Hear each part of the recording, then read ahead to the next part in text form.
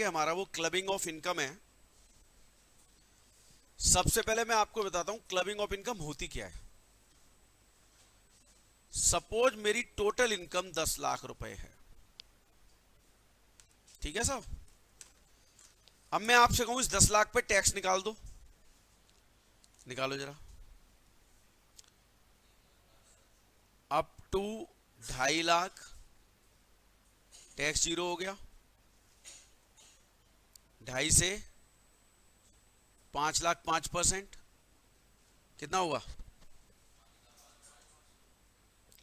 और एब 5 से 10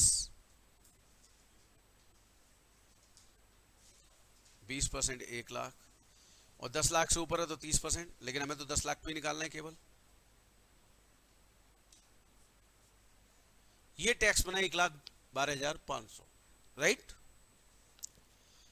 अब मैंने आपको हमेशा बोला है हिंदुस्तानियों के पास दिमाग बहुत ज्यादा है, तो उन्होंने क्या दिमाग चलाया जरा देखिए। मेरी इनकम है, मैंने अपने हाथ में 2.5 लाख रुपए रखी, वाइफ के एंड में 2.5 लाख पहुंचा दी, सन 1 के एंड में 2.5 लाख और सन 2 के एंड में 2.5 लाख। जरा बताओ 2.5 लाख पे टैक्स,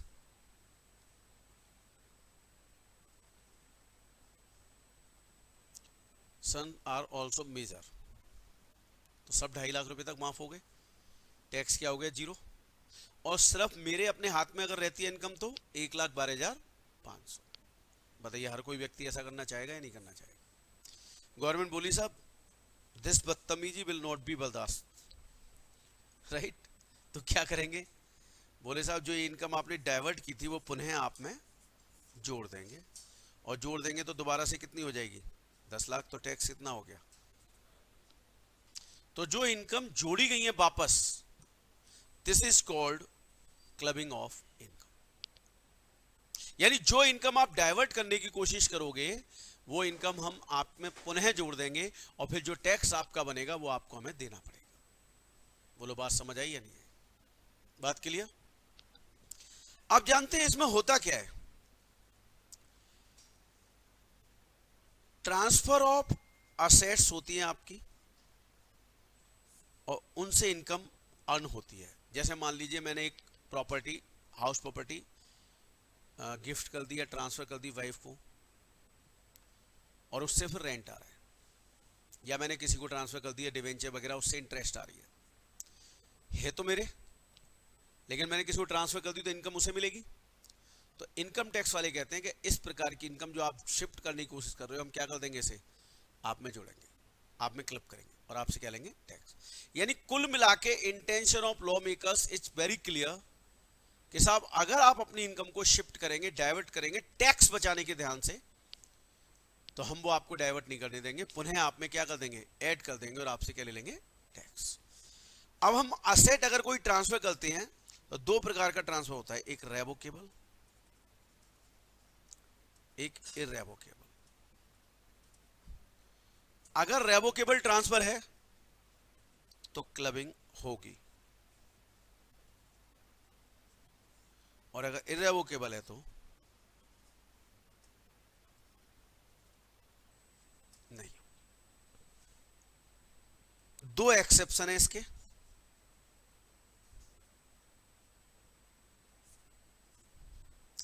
स्पाउस और माइनर चाइल्ड। अब बात आती है सर ये भी लगे हाथ बता दो रेवोकेबल और इरेवोकेबल होता क्या है। इरेवोकेबल बता रहा हूं, अपने आप रेवोकेबल समझ आएगा। अगर हम कोई प्रॉपर्टी, डिवेंचर्स या कोई भी ऐसी चीज ट्रांसफर करते हैं इससे इनकम अर्न होनी है, और वो इनकम टैक्सेबल है, ठीक है। जिस व्यक्ति को हमने ट्रांसफर की, अगर उसकी लाइफ टाइम में हमें वो असेट वापस प्राप्त करने का अधिकार नहीं है, यानी हम उसे उसकी लाइफ टाइम के लिए ट्रांसफर करते हैं, तो इस प्रकार का ट्रांसफर इरेवोकेबल ट्रांसफर कहलाता है। इसके अलावा सारे के सारे केस रेवोकेबल होंगे। बोलो बात समझ आई या नहीं है? अब बात आती है सर एक एग्जांपल दे दो।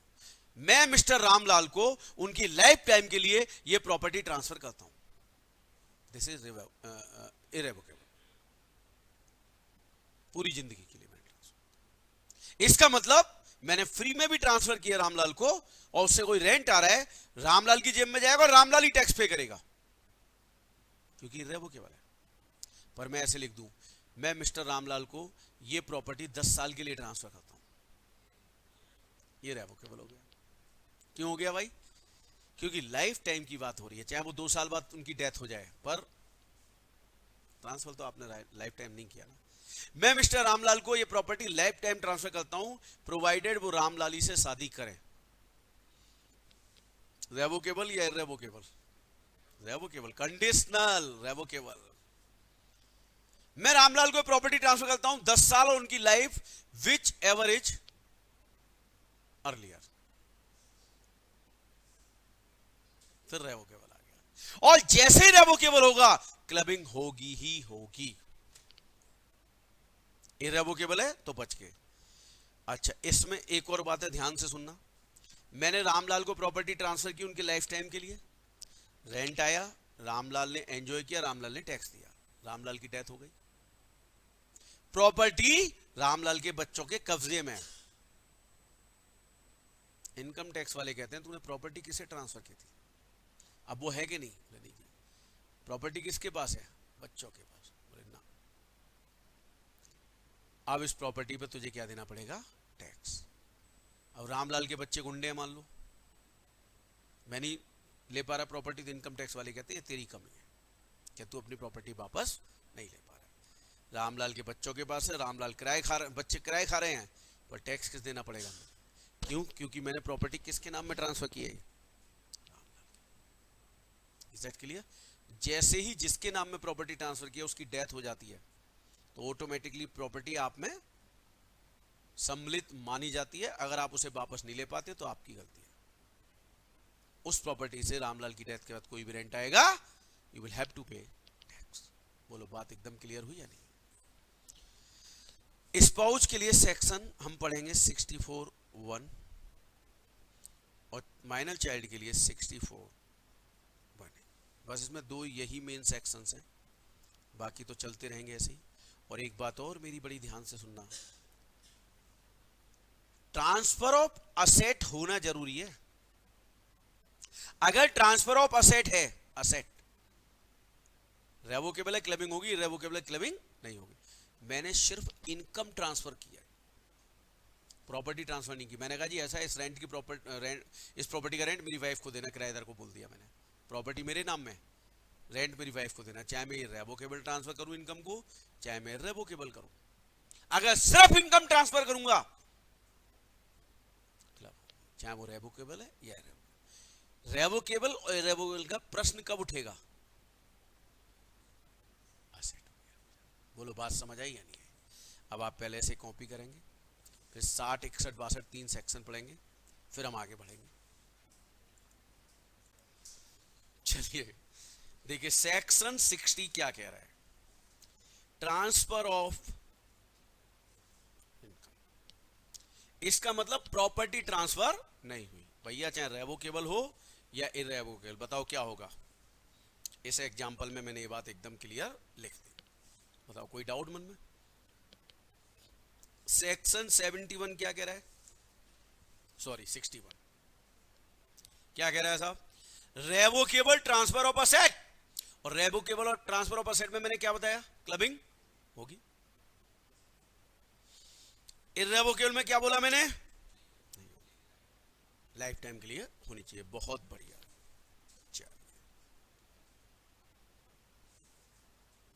मैंने आपको बोला था इरेवोकेबल ट्रांसफर क्या होता है? जिसको हमने असेट ट्रांसफर की, उसके लाइफ टाइम में हम असेट पुनः वापस लेने का अधिकार नहीं रखते, वो इरेवोकेबल है। इसके अलावा सारे का सारा क्या माना जाएगा? बताओ, इतनी बात क्लियर है? मन में कोई दुविधा? आगे चलूं? ध्यान रखना, अब 2 सेक्शन है ना, पूरे इन्हीं 2 सेक्शन के ऊपर पूरा चैप्टर है, और एग्जाम में यहीं से आता है। बिल्कुल 100% अटेंशन चाहिए, और जो समझ ना आए तो प्लीज डोंट से यस, मुझे बोल देना सर वंस मोर, ठीक है? चलिए, सेक्शन 64(1) पहले समझना, मैं फिर कॉपी करने का मौका दूंगा। देखिए स्पाउस का मतलब क्या होता है? Chief guest. अच्छा पति के लिए पत्नी और पत्नी के लिए पति। क्लियर? अब वो क्या कह रहे हैं कि साहब ऐसी किसी भी प्रकार की इनकम स्पाउस को प्राप्त हो रही है आपकी फर्म से जिसमें आपका क्या है? Substantial interest. सब्सटेंशियल इंटरेस्ट का मतलब होता है 20% और मोर। अगर पार्टनरशिप फर्म है तो प्रॉफिट शेयरिंग रेशियो। अब देखो मैं सेक्शन को विद प्रैक्टिकल समझा रहा हूं, ध्यान से सुनना। ये मान लो एक फर्म है ए बी सी और एस, 25%। क्लियर? जरा बताओ एस मतलब मेरा सब्सटेंशियल इंटरेस्ट है या नहीं? पक्का? अब हम 4 पार्टनर हैं, चारों में अच्छी बनती होगी तभी तो पार्टनरशिप की है, वरना तो आप जानते हो लाइफ पार्टनरशिप नहीं निभती तो पार्टनरशिप क्या निभेगी, है ना? अब देखो स्थिति क्या है। मैंने अपने बाकी 3 पार्टनर से कहा कि भाइयों मेरी इनकम ऑलरेडी 10 लाख से ऊपर है, अगर मुझे तुम यहां से सैलरी बोनस कमीशन रेमुनेशन कुछ भी पे करोगे, क्योंकि मैं पार्टनर हूं, तो पार्टनर क्या करते हैं? जब आते हैं और बैठते हैं काम देखते हैं तो बदले में सैलरी भी लेते हैं, बोनस कमीशन रेमुनेशन जो आपस में तय हो जाए वो ले लेते हैं। तो मैंने अपने बाकी 3 पार्टनर से बोला कि यार मेरी इनकम पहले ही 10 लाख से ऊपर है, तो मैं चाहता हूं मेरी सैलरी जो 3 लाख रुपए आप मुझे देना चाहते हो साल के, वो मेरी पत्नी को दे दिया। जरा देखो ध्यान से। इसके बाद ये पार्टनरशिप फर्म का नेट प्रॉफिट आया, फर्म इस पे टैक्स देगी। इनकम टैक्स का एक जनरल नियम है, अगर किसी का खर्चा है तो निश्चित तौर पर किसी की इनकम है। अब जरा बताओ फर्म का खर्चा है, इनकम किसकी है? ये लॉजिकली देखा जाए तो मिसेज एस की, और as per logic Mrs S को क्या देना चाहिए? 3 लाख पे टैक्स। ध्यान से सुनना। इनकम टैक्स वाले बोले भैया ऐसा है, ये सैलरी पे टैक्स मिसेज एक्स देंगी, शर्त यह है कि उन्हें अगर ये पेमेंट मिल रहा है तो उन्हें किसी काम के बदले मिलना चाहिए। मान लो मेरी वाइफ है, मेरी फर्म में काम करती हैं, अकाउंट्स देखती हैं, सब कुछ देखती हैं, और बदले में मेरी फर्म उन्हें सैलरी देती है, तो मेरी वाइफ और मेरी फर्म के बीच एम्प्लॉयर एम्प्लॉय का रिश्ता बन गया। अब मेरी वाइफ को 3 लाख मिलेंगे तो मेरी वाइफ किस हेड में टैक्स देंगी? इसे सैलरी हेड में टैक्स। बोलो बात क्लियर हुई या नहीं? समझ आई बात? चल, अब चूंकि मेरी वाइफ कुछ भी नहीं करती, ऐसे ही सैलरी दी जा रही है उन्हें, तो इनकम टैक्स वाले क्या कहेंगे? भैया ये तो आपने डाइवर्ट किया। देखो ना, मेरी वाइफ की इनकम अगर 0 है तो 2.5 लाख तक तो वैसे ही टैक्स नहीं, और 50,000 पे 5% से 2,500 रुपया मेरी वाइफ के हैंड में टैक्स लगा तो 2,500 लगा, और ये इनकम मुझ में जोड़ी जाए 3 लाख, तो मैं तो 10 लाख से ऊपर पहले से ही हूं, तो इस 3 लाख पर सीधा 30% लगेगा कि नहीं लगेगा? 90,000। एक तरफ 90,000 और एक तरफ सिर्फ 2,500। कौन नहीं करना चाहेगा ऐसा? तो इनकम टैक्स वाले बोले कि अगर आपके स्पाउस को बिना काम के या बिना किसी मतलब के, मतलब टैक्स प्लानिंग के पॉइंट ऑफ व्यू से इनकम को शिफ्ट की जा रही है, तो हम इसे उठा के आप ही में जोड़ेंगे और आप ही से क्या लेंगे? टैक्स। क्यों? क्योंकि आपकी इंटेंशन जो, अब हम उसे मंसूबे को कामयाब नहीं होने देंगे, इसीलिए तो क्लबिंग का चैप्टर आया। अब बात आती है कि मेरी पत्नी को ये सैलरी दी जा रही है, क्या काम करती है? तो वो कहते हैं जी जो सैलरी दी जा रही है उसकी उन्हें नॉलेज, प्रोफेशनल नॉलेज या टेक्निकल नॉलेज होनी चाहिए, प्रोफेशनल क्वालिफिकेशन होनी चाहिए।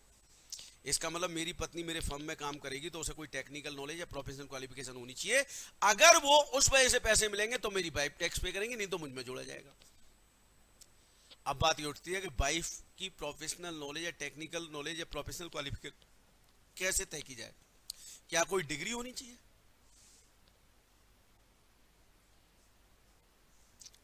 तो इनकम टैक्स डिपार्टमेंट ने यहां पे क्लैरिफिकेशन दिया कि साहब ऐसा है, डिग्री विग्री हो या ना हो कोई फर्क नहीं पड़ता, पर जिस काम के लिए उन्हें पैसे दिए जा रहे हैं क्या उन्हें वो काम आता है? यदि आता है तो ठीक है। अब मान लो मेरी वाइफ 10th फेल है और मेरी फर्म उसे सैलरी दे रही है, और वो काम जानती हैं सारा अकाउंट्स का, तो फिर 10th फेल पास से कोई फर्क नहीं पड़ता। इस काम के बदले सैलरी दी जा रही है और ये फिर मेरे हैंड में क्लब नहीं। बोलो बात समझ आई या नहीं? इसका मतलब साधारण शब्दों में एक बात आई निकल के कि अगर उनको कोई टेक्निकल प्रोफेशनल नॉलेज है, इसके बदले सैलरी दी जा रही है, तो वो टैक्स पे करेंगी, अदरवाइज ये मुझ में जुड़ेगी और मैं क्या करूंगा इसके ऊपर टैक्स पे। बोलो बात समझ आई या नहीं? बात क्लियर?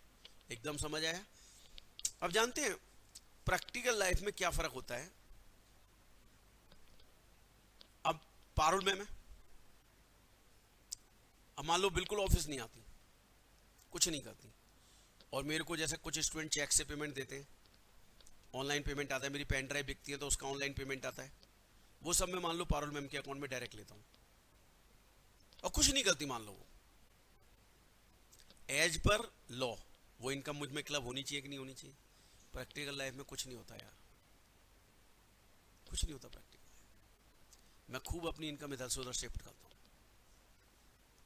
केवल वो इनकम शिफ्ट नहीं कर पाता हूं जो तुम्हारे सीएमए इंस्टीट्यूट से या सीए इंस्टीट्यूट से मुझे प्राप्त होता है, उसमें टीडीएस करता है। बाकी इंस्टीट्यूट की इनकम कोई भी मैम के अकाउंट में जा सकती है। और बताओ कोई भी इनकम टैक्स ऑफिसर ये कह सकता है कि भाई इन्हें नॉलेज नहीं है? एक सीए से पूछने की हिम्मत है क्या? किसी में हिम्मत नहीं। तो प्रैक्टिकल लाइफ इज डिफरेंट और ये थ्योरेटिकल लाइफ अलग है। थ्योरेटिकली ये इनकम क्लब होगी, प्रैक्टिकली कुछ ना होता, कुछ नहीं होता। खूब मैं करता हूं, ठीक है। चलिए अब बात क्या आती है कि साहब ये तो था कि मेरा सब्सटेंशियल इंटरेस्ट था और मेरे स्पाउस को कुछ दिया जा रहा है, काम के बदले दिया जा रहा है, तो पत्नी टैक्स पे करेंगी, और बिना काम के दिया जा रहा है तो मेरे में क्लब होगा, मैं टैक्स दूंगा। साफ क्लियर एकदम। अगर intention is to avoidance of tax then such income will be read means club with me and accordingly I will pay tax. यहां तक मन में कोई डाउट है? समझ आ रहा है पूरा? अब ध्यान सुनना, अब धीरे धीरे टेक्निकल होता चला जाएगा, ठीक है। अब देखिए साहब, A B S Mrs S, चार लोग साहब इसमें पार्टनर है।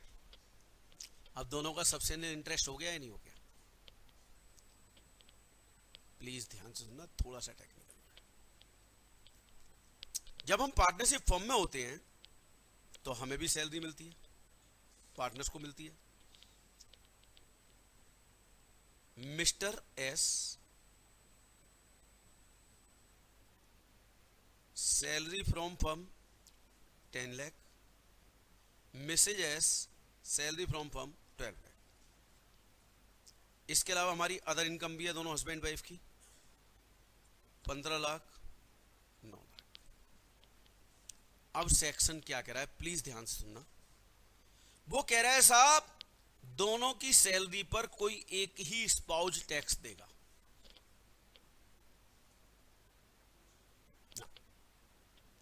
कोई एक ही स्पाउस टैक्स देगा जिसकी अदर इनकम ज्यादा है। अब ऐसे देखा जाए तो देखो सैलरी 10, देखो अदर इनकम मेरी ज्यादा है, वाइफ सैलरी 12 और अदर इनकम मेरी 15, तो मेरी टोटल इनकम कितनी हो गई 30 और मिसेज एस केवल 9 लाख। अब सबके मन में एक विचार ये जरूर आना चाहिए, जब हम लॉजिकली पढ़ते हैं ना तो क्या होता है हमारा दिमाग चलने लग जाता है बहुत ज्यादा। सर ये क्या बदतमीजी है, दोनों का सब्सिडेंशियल इंटरेस्ट है, दोनों को अलग अलग पे करनी चाहिए, क्लब क्यों हुई? हिंदुस्तान के अंदर पति पत्नी को अलग नहीं समझा जाता।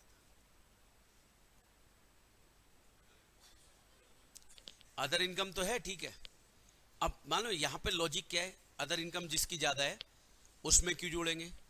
लॉजिक बड़ा साफ है, जिसकी ज्यादा इनकम रही होगी उसी ने तो पार्टनरशिप फर्म में पैसा ज्यादा लगाया होगा, हो सकता है पत्नी का पैसा भी उसी ने लगाया हो।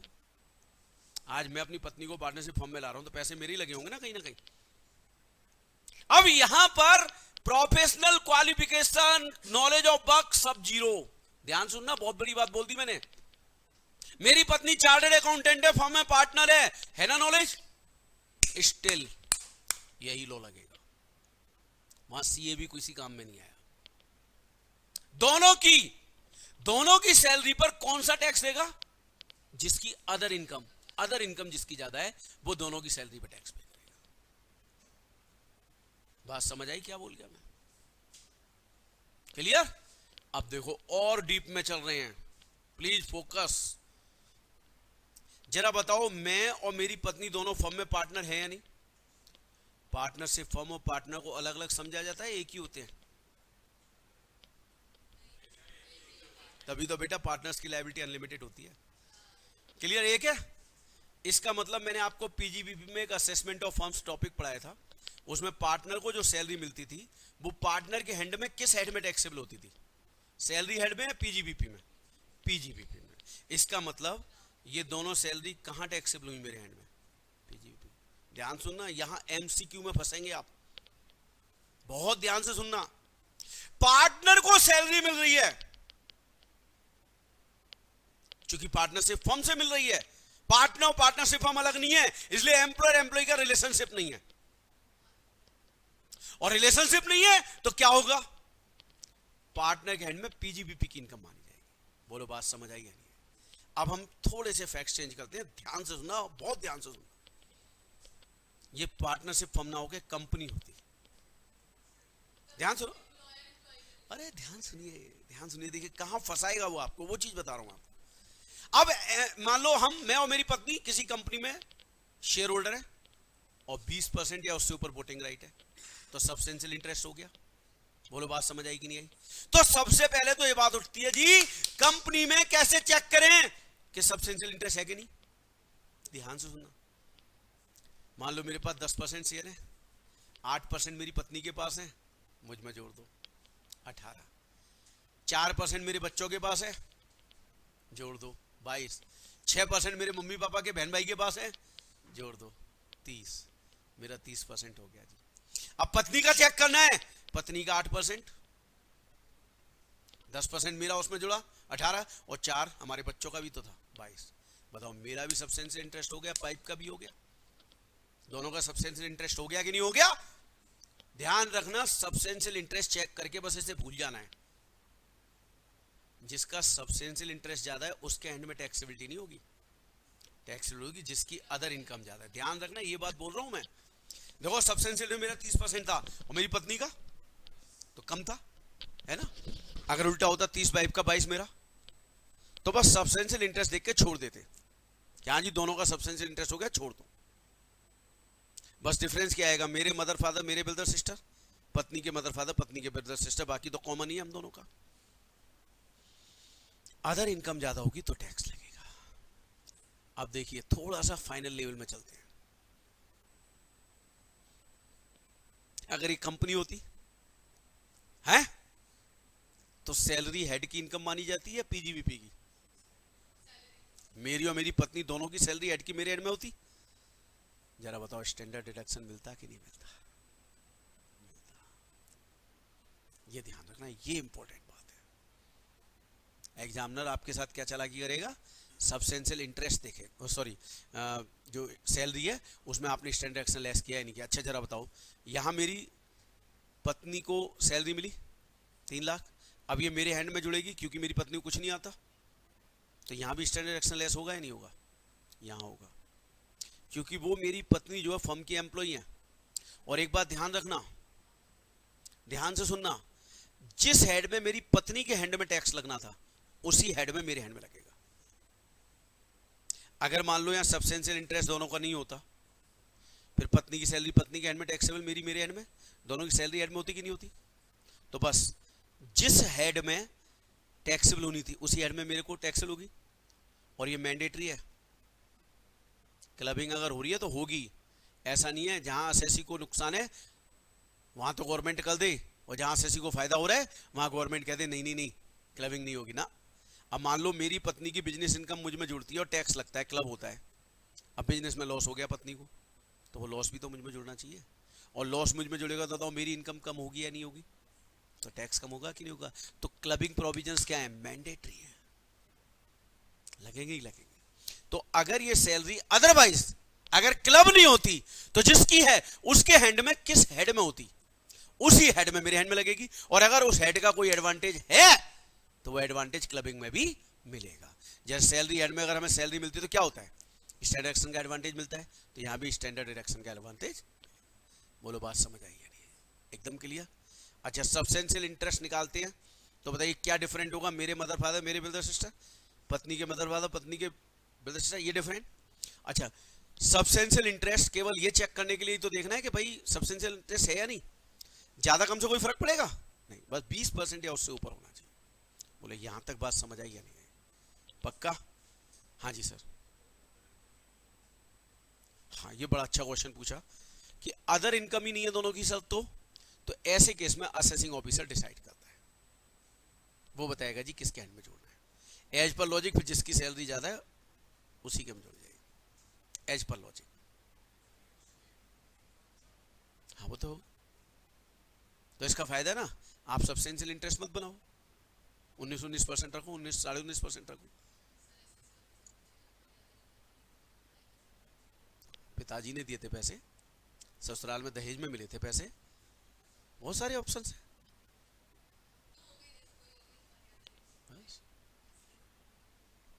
वो इन्वेस्ट किया ना आपने, खत्म बात। चलिए अब सुनिए स्थिति आगे क्या है।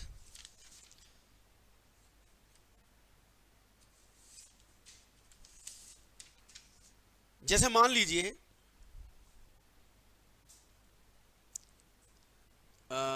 एक सेक्शन आगे आएगा, वो मैं यही कवर कर रहा हूं। मैं अपनी पत्नी को कुछ पैसे गिफ्ट करता हूं और मेरी पत्नी उन पैसों से बिजनेस स्टार्ट करती है। अब उस बिजनेस में हो गया प्रॉफिट, तो इस प्रॉफिट पे टैक्स कौन देगा?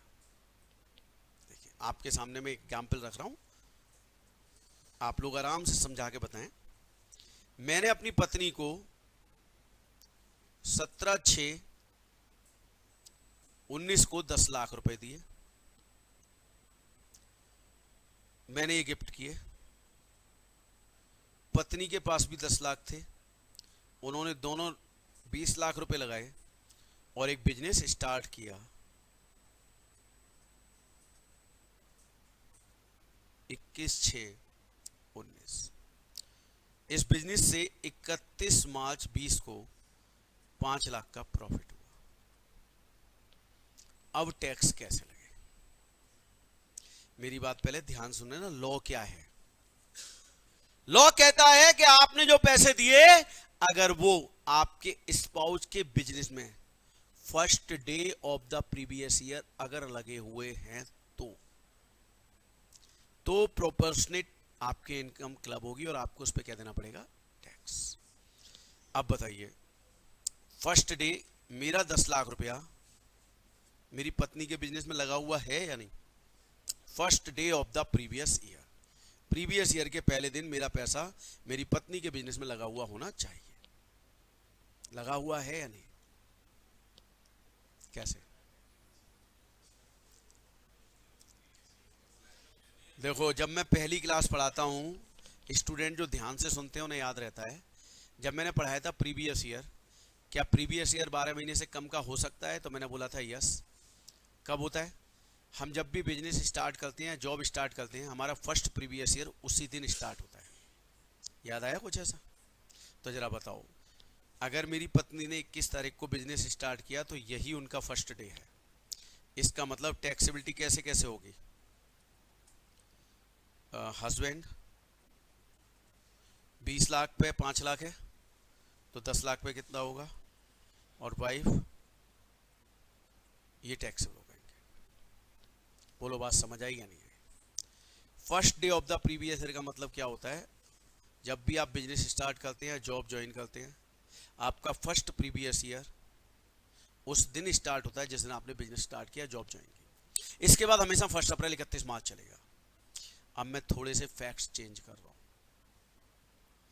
मेरी पत्नी का बिजनेस 1 अप्रैल से चला आ रहा था, मैंने 17 जून को उनको 10 लाख रुपए दिए और फिर 31 मार्च को 5 लाख हुआ।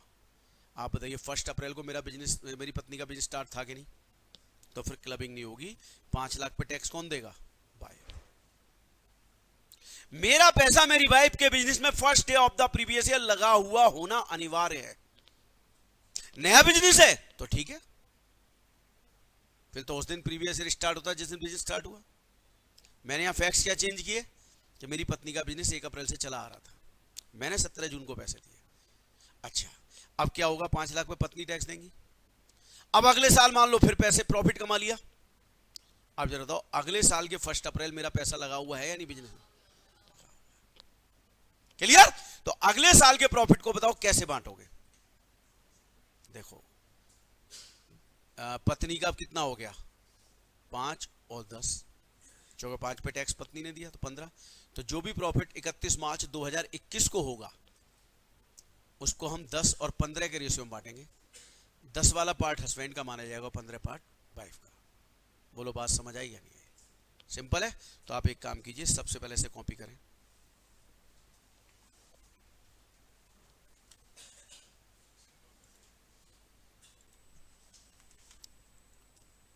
अच्छा, ये क्या था? टैक्सेबल इनकम है ना? क्या याद रखना है हमें? First day of the previous year मेरा पैसा मेरी स्पाउस में लगा हुआ है, स्पाउस का मेरे में लगा हुआ है, तो प्रोपोर्शनेट क्लब होगा, अदरवाइज क्लब नहीं होगा। अगर फर्स्ट ईयर में नहीं लगा हुआ था तो अगले साल के फर्स्ट ईयर में लगाए तो प्रोपोर्शनेट होगा। ठीक है, एक मैंने इस पर क्वेश्चन दिया हुआ है, आप पहले वो ट्राई करो फिर आगे बढ़ेंगे। ये वाला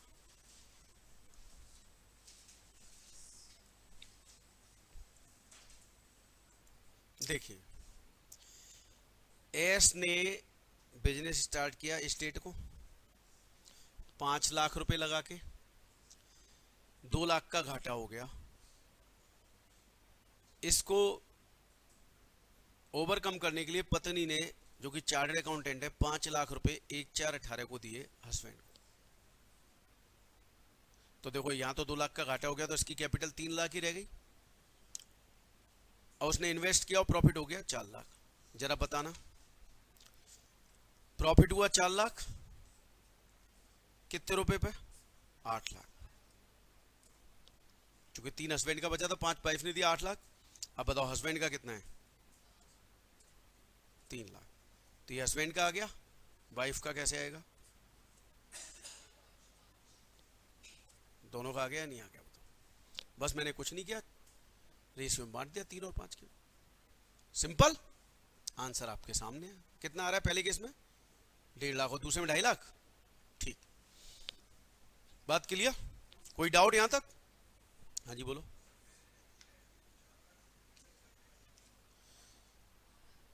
4 lakh into 3 lakh divide by 8 lakh, ये किया है आपने?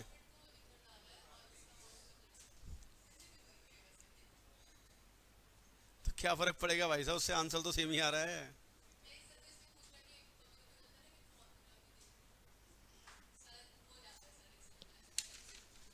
चलिए अब आगे बढ़ते हैं। और क्या हो सकता है, ध्यान से देखो। 10 लाख मेरे, 10 लाख वाइफ के, 20 लाख।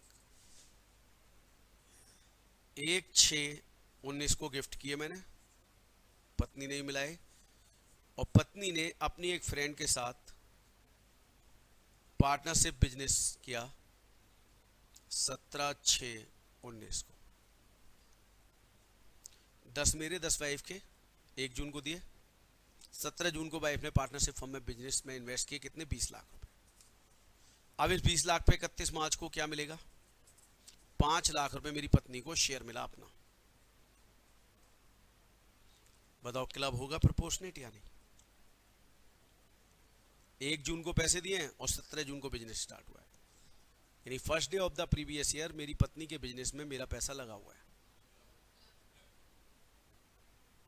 और यहां बड़ा हाई लॉजिक है, ध्यान से सुनना।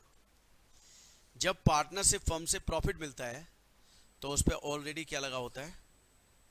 टैक्स, और 30% से टैक्स लगा हुआ होता है। फर्म पे 30% का रेट है।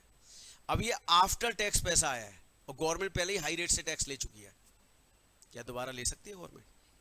इसलिए नहीं होगा। क्योंकि ऑलरेडी टैक्स लग के फर्म्स जो हमें पार्टनर्स को पार्टनरशिप फर्म से जो प्रॉफिट मिलता है वो आफ्टर टैक्स है, दैट्स वाई पार्टनर के एंड में एग्जेम्प्ट होता है वो, क्योंकि पहले ही टैक्स लग चुका है। लेकिन ये ध्यान रखना सिर्फ प्रॉफिट के ऊपर बात एप्लीकेबल होगी। अब मान लो ये 20 लाख रुपए मेरी पत्नी ने अपनी फ्रेंड के साथ पार्टनरशिप फर्म में बिजनेस में इन्वेस्ट किए और ये 5 लाख रुपए मेरी पत्नी को इंटरेस्ट ऑन कैपिटल मिलता है। अब जानते हैं इंटरेस्ट फर्म के हैंड में डिडक्टिबल एक्सपेंडिचर है, यानी प्रॉफिट एंड लॉस अकाउंट में डेबिट होगा, उसके बाद जो प्रॉफिट आएगा उस पर फर्म टैक्स देती है और फिर शेयर मिलता है तो एग्जेम्प्ट है। इसका मतलब वहां डिडक्शन मिल गई, वहां खर्चा बुक हो गया। और मैंने अभी क्या बताया था थोड़ी देर पहले कि किसी का खर्चा किसी की इनकम, तो फर्म का खर्चा इनकम किसकी। तो अगर ये इंटरेस्ट ऑन कैपिटल होता तो फर्म क्या करती, अपने प्रॉफिट एंड लॉस अकाउंट में यहां इंटरेस्ट ऑन कैपिटल डालती, उसके बाद नेट प्रॉफिट आता है, इस पर टैक्स लगता और इसमें जो प्रॉफिट शेयर बढ़ता वो एग्जेम्प्ट है पार्टनर एंड में। पर ये थोड़ी ना टैक्स लगा है इस पे, ये तो डिडक्शन मिल गई, तो ये किसके एंड में टैक्स होगा, पार्टनर के में। अब चूंकि मेरा पैसा मेरी पत्नी के बिजनेस में लगा हुआ था, first day of the previous लगा हुआ था, तो इस ब्याज को प्रोपोर्शनेटली मुझ में क्या होगा, क्लब होगा और मैं उस पर क्या दूंगा, टैक्स। बोलो बात समझ आई? ठीक है, बहुत ज्यादा डेप्थ में तो नहीं जा रहा। अब इतना भी नहीं समझे तो फिर इंटर कैसे करोगे, हैं? चलिए अब थोड़ा सा और चेंज लाते हैं, कुछ और करते हैं। अब एक टॉपिक आता है क्रॉस ट्रांसफर। क्या होता है ध्यान से देखिए, ए ने बी की वाइफ को 10 लाख रुपए गिफ्ट किए,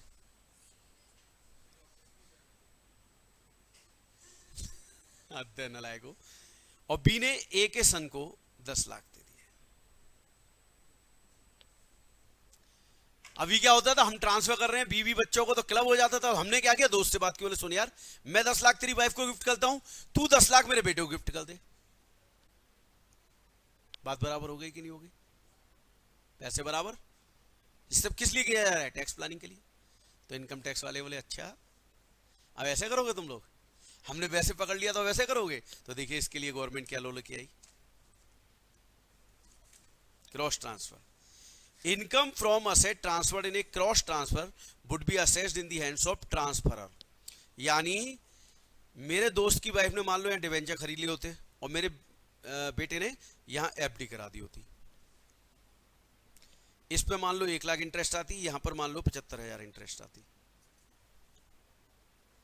तो बताओ ये पैसे किसके थे, बी के, तो 75,000 बी के एंड में जुड़ेंगे, और ये पैसे किसके थे वाइफ पे जो है मेरे, तो ये मुझ में क्लब होंगे।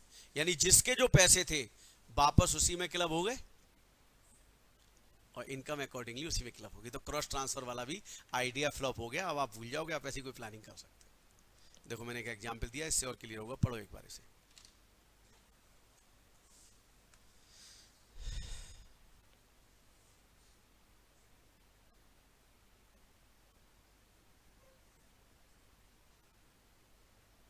जिसने जो पैसे ट्रांसफर किए उस पे जो इनकम अर्न हो रही है वो उसी के एंड में टैक्सेबल होगी, क्लब हो जाएगी।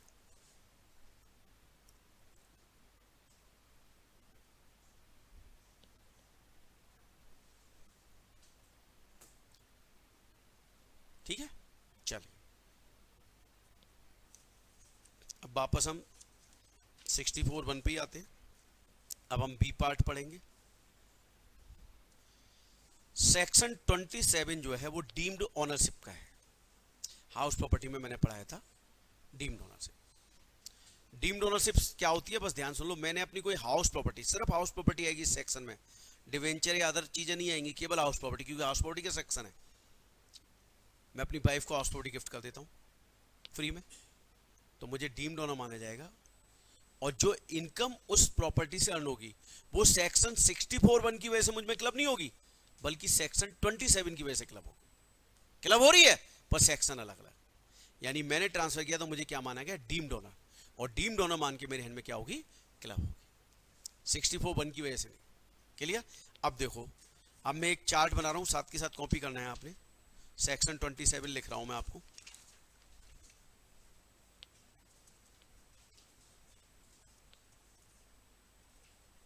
Deemed ownership,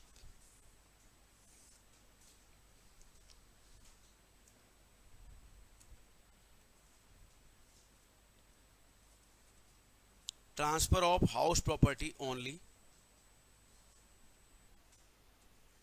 without adequate consideration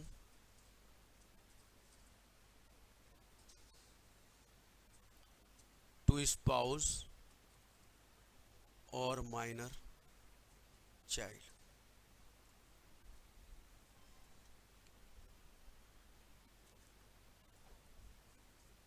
Except minor married daughter. ये सेक्शन 27 मैंने आपको पढ़ाया था और यही ऐसे ही लिखा था मैंने तब भी।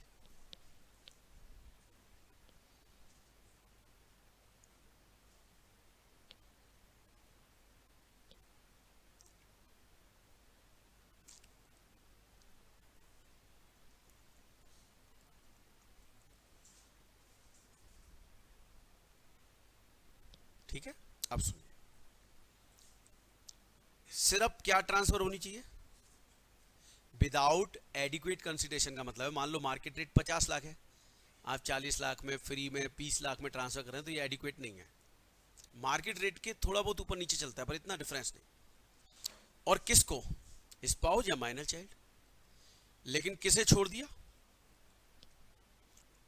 इसका मतलब यहां तो माइनर मैरिड डॉटर, तो यहां कौन कौन होंगे जरा बता सकते हैं आप? देखो, माइनर सन, मैरिड या अनमैरिड, बोलो बात समझ आई कि नहीं? और माइनर अनमैरिड डॉटर, ये एक तरफ हो गए और मैरिड सन डॉटर एक तरफ हो गई। अब मान लीजिए मैं अपनी कोई प्रॉपर्टी माइनर सन या माइनर अनमैरिड डॉटर को देता हूं या पत्नी को देता हूं विदाउट कंसिडरेशन। अब उस प्रॉपर्टी से कोई रेंट आएगा तो मुझे उसके लिए डीम्ड डोनर माना जाएगा और सेक्शन 27 की वजह से मुझ में क्लब होगा। ध्यान रखना, हाउस प्रॉपर्टी आएगी तो सेक्शन 27 लगेगा, चाहे स्पाउस हो चाहे माइनर चाइल्ड हो। वैसे सेक्शन 64 बने और 64 बने, बात क्लियर। लेकिन माइनर मैरिड डॉटर की बात है तो क्या माइनर मैरिड डॉटर की इनकम पे टैक्स नहीं लगना चाहिए? लगेगा। सेक्शन 64 बने क्या कहता है? मदर और father whose other income is more, वो टैक्स पे करेगा। मम्मी पापा जिसकी इनकम ज्यादा है उसमें ये रेंटल इनकम जुड़ेगी और अकॉर्डिंगली वो उसमें क्या पे करेगा? टैक्स। अब मान लीजिए मेरी बेटी की शादी है, मैंने एक फ्लैट गिफ्ट कर दिया, मैंने गिफ्ट किया है। अगर ये मैंने गिफ्ट अपनी पत्नी को किया होता, माइनर सन को किया होता है, माइनर अनमैरिड डॉटर को किया था यहां तक, तो मैं डीम्ड डोनर माना जाता और मैं फिर टैक्स देता। जैसी minor married daughter I 27 jump हो गया, 64 बने में चला गया। और 64 बने क्या कहता है? भले ही मैंने फ्लैट गिफ्ट किया है पर मुझ में और मेरी पत्नी दोनों की इनकम ज्यादा होगी, उसमें ये रेंटल इनकम जुड़ेगी। अब बड़ा अजीब सी बात नहीं है, गिफ्ट मैंने दिया, रेंट एंजॉय कर रहे हैं मेरी बेटी के ससुराल वाले, और जब टैक्स देने की बारी आई तो टैक्स मैं और मेरी पत्नी दोनों में ज्यादा है वो देगा। लो, थोड़ा सा तो अजीब लगता है पर ये अजीब नहीं है। ये बिल्कुल गवर्नमेंट ने एक तरीके से आपको दंड दिया है, पनिश किया है कि आपने अपनी माइनर बेटी की शादी क्यों की। और अगर कर दी तो अगर आपकी और बेटी माइनर हो तो उसकी आप शादी ना करें। अगर आपने ऐसा किया तो फिर जो रेंटल इनकम होगी वो आप में और आपकी पत्नी जिसमें ज्यादा है उसमें जोड़ी जाएगी और टैक्स लिया जाएगा। और एंजॉय कौन करेगा? बेटी और उसके ससुराल वाले, ताकि आप अगली बेटी को माइनर की शादी ना करें। हाँ, बिल्कुल जायज क्वेश्चन है कि सर वो लड़की मेजर हो जाए तो जैसी वो मेजर हो जाएगी उसके बाद वाली रिटर्न से वो टैक्स पे करना चालू करेगी, है ना। आगे और आएगा, डिटेल में बताऊंगा, ये पॉइंट अभी आएगा जब मैं पढ़ाऊंगा, ठीक है ना। चलिए अब बात सुनिए ध्यान से मेरी। सेक्शन 27 हाउस प्रॉपर्टी पे लगेगा, तो जब हम प्रैक्टिकल क्वेश्चन घर पे करने के लिए दूंगा तो आप बताओगे, लिख के लाओगे 27 लग रहा है या 64 1 लग रहा है, 64 1 लग रहा है। हाउस प्रॉपर्टी है 27, ठीक है, लेकिन तीनों शर्तें पूरी होनी चाहिए, पहली, दूसरी और तीसरी। मान लो एडिक्वेट कंसीडरेशन है तब थोड़ा लगेगा, फिर हमें देख के रीड करके आना होगा, ठीक है। चलिए अब देखिए, मैंने इसमें कुछ नोट्स दिए हैं। जैसे पहला है, इनकम क्लब कब होगी? जब असेट ट्रांसफर की और जब उस एसेट से इनकम अर्न हो रही है, दोनों पॉइंट ऑफ टाइम पर रिलेशनशिप अगर सेम है तो क्लबिंग होगी, अदरवाइज क्लबिंग नहीं होगी। देखिए लिखे ना, both time asset and time when income है, क्लबिंग प्रोविजन लगेंगे अगर एग्जिस्ट कर रही है रिलेशनशिप तो। भैया जी यहां पर मैं हमेशा एक सलाह देता हूं, आपकी जब एंगेजमेंट हो जाती है, एंगेजमेंट से लेकर शादी के दौरान 2-3 महीने होते हैं, कहीं कहीं तो कई साल होते हैं जनरली 2-3 महीने में शादी हो जाती है। तो जब आपकी एंगेजमेंट हुई तो वो आपकी फियांसी है और शादी के बाद वाइफ बन जाती है। तो आपने जो भी एसेट ट्रांसफर करनी है फियांसी से शादी के बीच में कर दीजिए आप, एंगेजमेंट से शादी के बीच में। अब जब आपने ट्रांसफर की तब वो फियांसी थी और जब इनकम अर्न हुई तब वाइफ थी, दोनों पॉइंट ऑफ टाइम पर रिलेशनशिप अलग अलग हो गई कि नहीं हो गई। तो अब इस इनकम पे, अब जो मैंने पत्नी को ट्रांसफर की थी शादी से पहले, उस पर कोई रेंट आ रहा है तो पत्नी टैक्स पे करेगी, क्लब होगा ही नहीं, क्योंकि दोनों पॉइंट ऑफ टाइम पे सेम रिलेशनशिप नहीं है। But do it at your own risk. कल को पता चले तुमने ऐसा किया और बाई चांस मान लो वो चली गई, फिर तुम कहोगे संजीव सर आपने सलाह दी थी। मैं तो बता रहा हूं, do your at own risk. अभी नॉमिनी कहां से आ गई, ये तो प्यार मोहब्बत में ट्रांसफर कर रहे हो।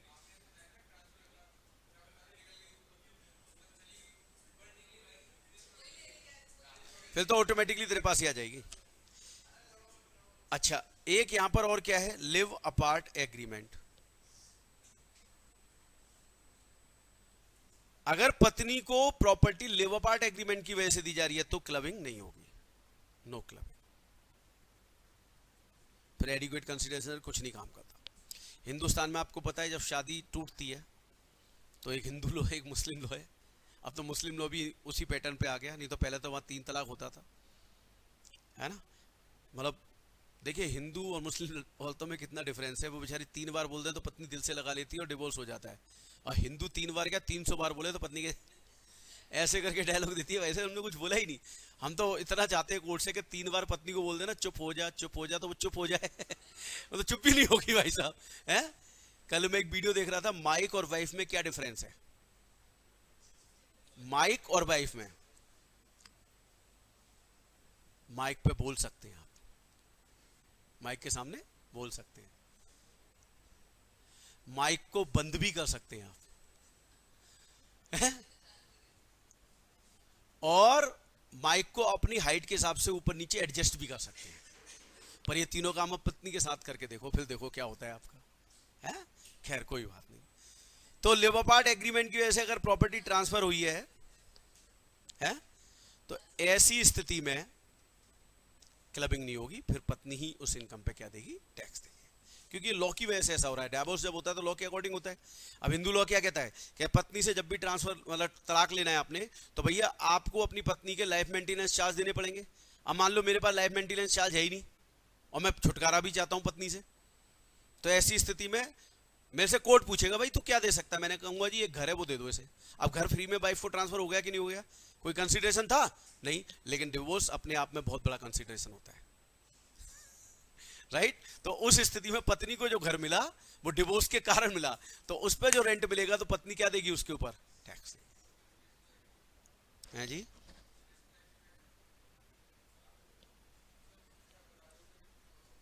हाँ भैया बहुत बड़ा कंसिडरेशन डिवोर्स अपने आप में।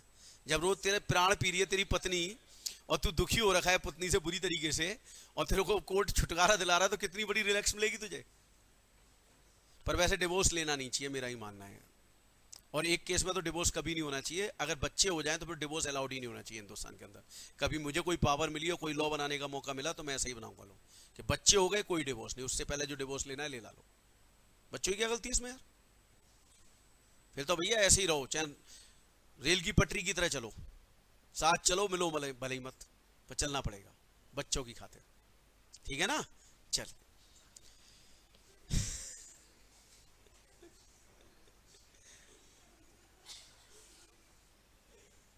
अच्छा, ये पॉइंट तो मैं बता ही चुका हूं, जिस ऐड की इनकम है उसी ऐड में क्लब होगी, मैंडेटरी भी है।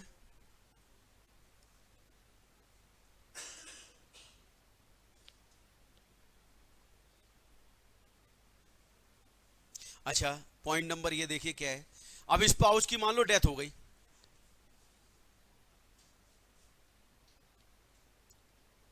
अब ये पॉइंट बेसिकली देखिए है क्या,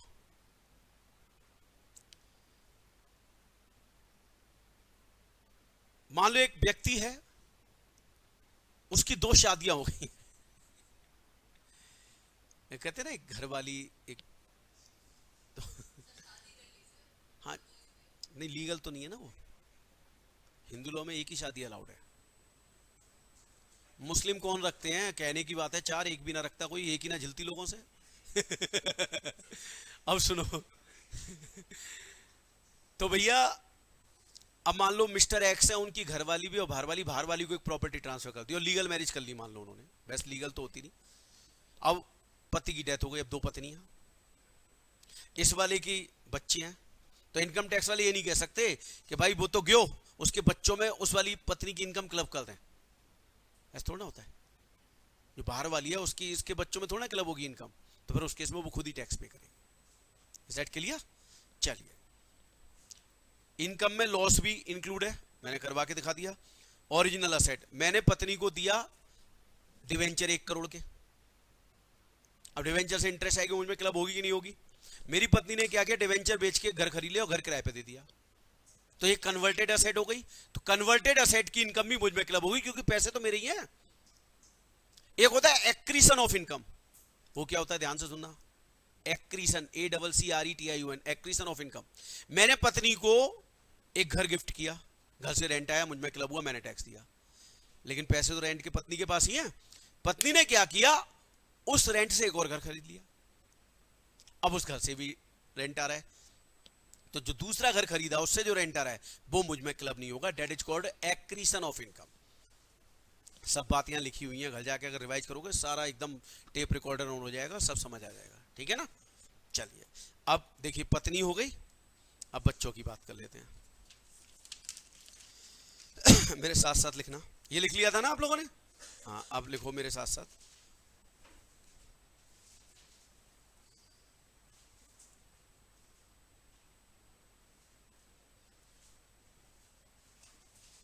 माइनर चाइल्ड,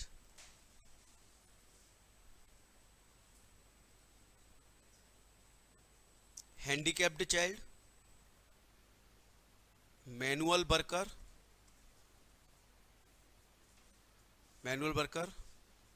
टैलेंटेड या स्किल्ड चाइल्ड, एक ही बात होती है।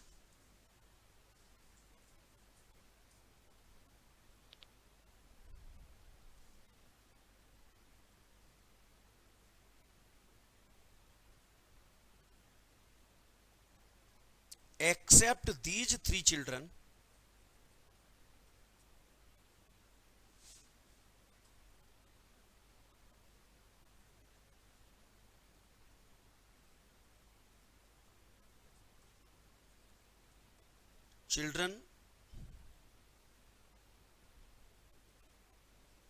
other children लिखना, other children income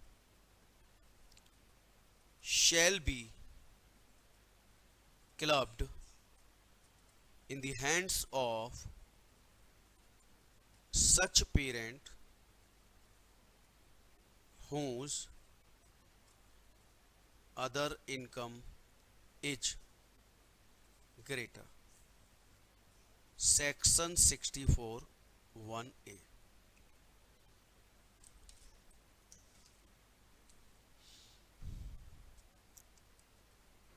an exemption of rupees 1500 per child is available, section 1032, section 1032।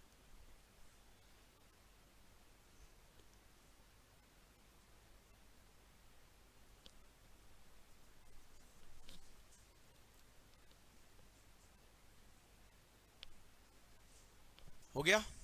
अब सुनिए, इन 3 प्रकार के बच्चों को छोड़कर बाकी जितने भी बच्चे हैं, इंक्लूडिंग माइनर मैरिड डॉटर, सभी की इनकम उस पेरेंट में क्लब होगी जिसकी अदर इनकम ज्यादा है। और अगर सेक्शन 64 बने लगा तो इसके साथ प्लस में हमेशा रहेगा सेक्शन 1032 जो कहता है कि बच्चे की जो इनकम जोड़ी गई है उसमें 1500 रुपया पर बच्चा हम एग्जेम्प्ट कर देंगे। अब मान लो मेरे बच्चे की इनकम मुझ में 10,000 जोड़ी गई माइनस 1500 तो 8500 रुपये पे टैक्स लगेगा 8500 पे। लेकिन इनकम ही 1000 रुपये जोड़ी गई तो 1500 की थोड़ा एग्जाम मिलेगी, फिर तो 1000 की मिलेगी। अच्छा कितने बच्चे, देखिए यहां पर लिख दीजिए no limit of child, Lalu is also eligible, no limit of child, यहां पर 2 बच्चों वाली लिमिट नहीं है। तो सर ये तो हमें समझ आ गया कि इन 3 प्रकार के बच्चों की इनकम को छोड़ के बाकी इनकम क्लब होंगी। तो सर क्या इनकी इनकम एग्जेम्प्ट होती? नहीं। लिख लीजिए they will pay tax themselves. अब बताओ ये अपने आप टैक्स पे करेंगे तो फायदा क्या होगा? 2.5 लाख रुपए तक की एग्जाम्पशन मिल गई साहब, ये फायदा हुआ। मम्मी पापा में क्लब होती तो मम्मी पापा एक ही को मिलती ना 2.5 लाख। अब मम्मी को अलग और बेटे को अलग और पापा को अलग, सबको अलग 2.5 लाख मिल रही है कि नहीं मिल रही? पहला फायदा। अच्छा अब बात आती है रिटर्न ऑफ इनकम जिसको हम आरओआई बोलते हैं। अब माइनर तो साइन कर नहीं सकता, साइंड बाई पेरेंट्स और लीगल गार्जियन।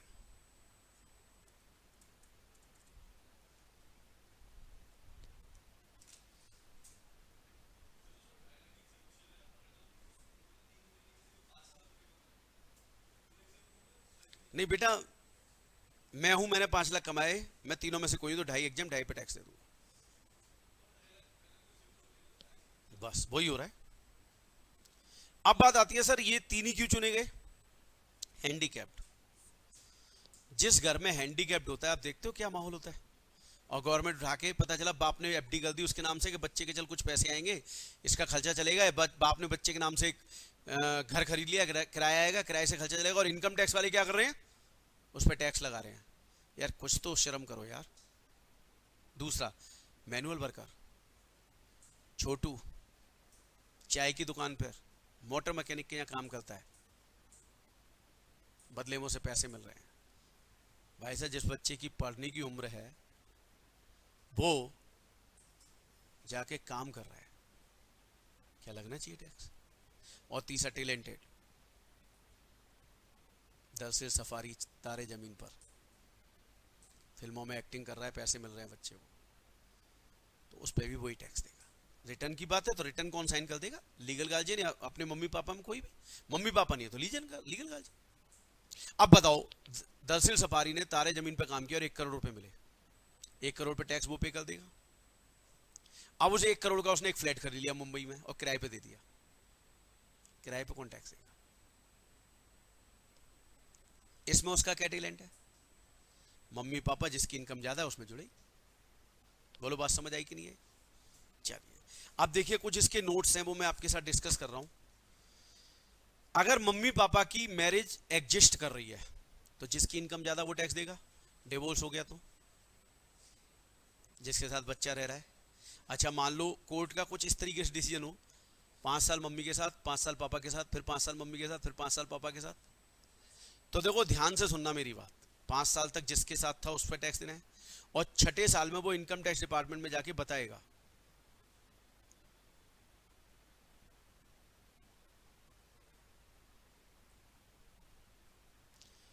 तो जानते हैं 6ठे साल, जैसे मान लो मेरे साल बच्चा 5 साल था तो 6ठे साल जाके मैं असेसिंग ऑफिसर को बताऊंगा जी कोर्ट के हिसाब से अब ये बच्चा माँ के पास रहेगा तो आप उसमें जोड़ो। और अगर मैं जाके नहीं बताता तो फिर मुझ में ही क्लब रहेगा, कंटिन्यूड रहेगा।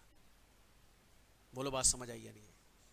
अच्छा बच्चा ड्यूरिंग द ईयर 1 जनवरी 2020 को माइनर से मेजर हो गया, एग्जाम में आ सकता है। तो 9 महीने की इनकम तो मम्मी पापा जिसमें ज्यादा उसमें जुड़ेगी और 1 जनवरी ऑन व्हाट्सएप पर पूरी जिंदगी में क्या करेगा? खुद ही टैक्स देगा। तो लास्ट के 3 महीने पे इनकम पे टैक्स देगा। फायदा क्या होगा? 2.5 लाख। और उसके बाद हमेशा 2.5 लाख का फायदा उठाता रहे, खुद ही रिटर्न साइन कर, सब कुछ कर। बोलो बात समझ आई कि नहीं आई? चलिए अच्छा जी, हाँ फिर मेजर ट्रीट किया जाएगा। 1500 की एग्जाम्पशन मैं बता ही चुका हूं।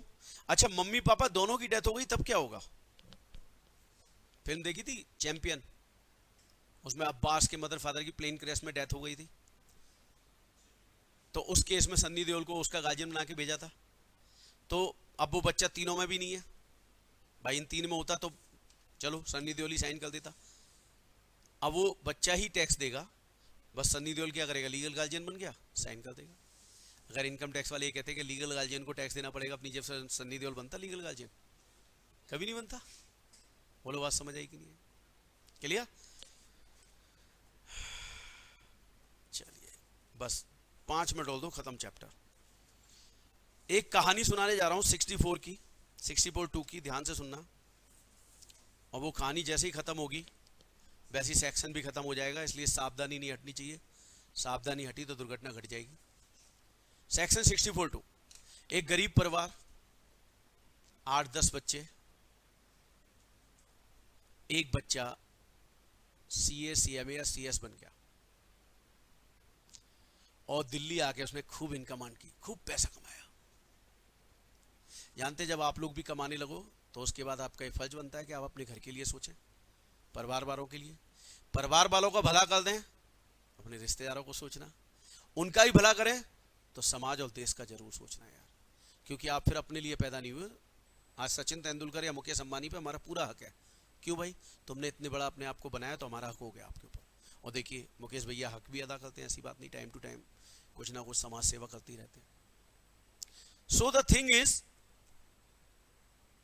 एक बेटा सीए सीएमए या सीएस बन गया। अब उसने देखा कि यार मेरे भाई बहन गांव में यार क्या कर रहे हैं, मैं एक दिल्ली में लक्ष्य में, उसने 20 कमरों का घर खरीदा और मम्मी पापा बहन भाई को बुला दिया, बोले 8-10 कमरों में आप एडजस्ट कर दो, बाकी 10 बच्चों को, स्टूडेंट्स को किराए पे दे दो। अब बताओ, उसने जब ट्रांसफर की तो इनकम टैक्स वालों को ये बात अच्छी नहीं लगी, बोले कमाए तो तूने और तू फ्री में ट्रांसफर कर रहे, रेंट उनकी जेब में जा रहा है। जाने दे, रेंट उनकी जेब में जा रहा है, हम तो पूरे रेंट पे तेल से टैक्स लेंगे क्योंकि तूने तो फ्री में ट्रांसफर कर दिया, एचयूएफ को इंप्रेस करने के लिए ट्रांसफर किया तूने। अब जैसा कि हर घर में 4 बर्तनें खटकेंगी, यहां भी लड़ाई हो गई। लड़ाई हुई तो पिताजी ने क्या किया, बंटवारा कर दिया पूरे एचयूएफ का, उठा के ये प्रॉपर्टी बांट दी। पापा जी को बांटनी नहीं चाहिए थी तो पिता ने उठा के ये भी बांट दी। और इस प्रॉपर्टी में देखिए कैसे आया, मुझे मान लो 15% मिला, मेरी वाइफ को पिताजी ने 10% दिया, मेरे माइनर सन को 10% दिया, मेरे मेजर सन को 10% दिया, और अदर मेरे ब्रदर सिस्टर को 55% दे दिया। अब बताइए, बंटवारा हो गया, प्रॉपर्टी बट गई, तो इनकम टैक्स वाले क्या बोले, बोले पति पत्नी अलग नहीं, दोनों की इनकम पे कौन टैक्स देगा, सेल्फ। ये मम्मी पापा विच एवरेज हायर, ये खुद और ये खुद। बंटवारे से पहले सारी रेंटल पे मैं टैक्स दे रहा हूं, और बंटवारे के बाद मैं और मेरी पत्नी पे मैं खुद, माइनर मेरी पत्नी जिसकी इनकम ज्यादा, मेजर खुद, अदर ब्रदर सिस्टर खुद। बोलो कहानी समझ आई कि नहीं आई? सेक्शन भी खत्म हो गया। ठीक है, बस एक सेक्शन और छोटा सा। देखिए साहब, हुआ क्या, मैंने रामलाल को एक प्रॉपर्टी ट्रांसफर की रेवोकेबल, मेरा रिश्तेदार नहीं है, और रेवोकेबल है तो बताओ क्लब होगी कि नहीं होगी? इससे रेंट आता है 5 लाख और मेरी अदर इनकम है 10 लाख, तो बताओ अगर क्लब होगी तो मुझे 15 लाख पे टैक्स देना चाहिए कि नहीं देना चाहिए? मान लो 15 लाख पे टैक्स बन गया 3 लाख रुपए, मान लो 2.5 लाख तक कुछ नहीं, ऐसे कर आगे। अब जब टैक्स देने की बारी आई, मैं अंडरग्राउंड हो गया। इनकम टैक्स वाले ने, रामलाल जा रहा था, इधर रेंट तुझे मिल रहा है, बोले हाँ, बोले टैक्स है, हम कहा दें, हम टैक्स क्यों दें, इस टैक्स को कौन देगा, संजीव देगा, मुझसे क्यों ले रहे हो?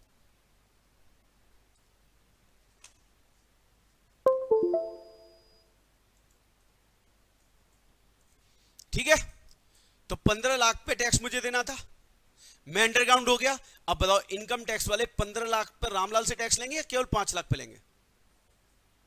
एच पर लॉजिक तो 5 लाख पे बनता है।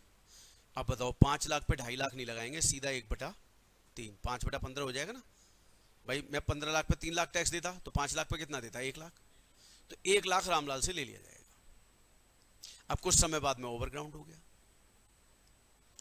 इनकम टैक्स वालों ने मुझे पकड़ा और 3 लाख ले लिया। अब बताओ 1 लाख मैंने गलत दे दिया कि नहीं दे दिया? फिर रामलाल ने क्या होना चाहिए, रामलाल को लौट गया। बोलो बात समझ आई कि नहीं? क्लबिंग ऑफ इनकम खत्म, इतना ही बड़ा चैप्टर था बस। ठीक है, अब तुम क्या करके लाओगे, अभी अभी अभी सुन लो। देखो ये मैंने पीछे कुछ सवाल दिए हैं, आप ये सवाल करके लाएंगे और क्या करके लाएंगे सुन लीजिए। आप 3-4 बात लिख के लाएंगे और पेंसिल से लिख के लाएंगे, रबड़ कटर उस दिन साथ लेके आएंगे ताकि जो गलती होगी मैं मिटवा के सही करवा सकूं। सेक्शन कौन सा है, किस हेड की इनकम है, कौन टैक्स देगा, और 1500 की एग्जम्पशन है या नहीं। ध्यान रखना 64 बने लगेगा तो 1500 आएगी बाय डिफॉल्ट है।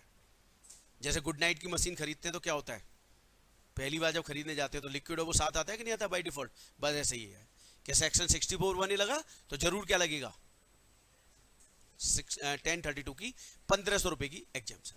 ये आप करके लाएंगे। कल मेरी क्लास नहीं है आपके साथ,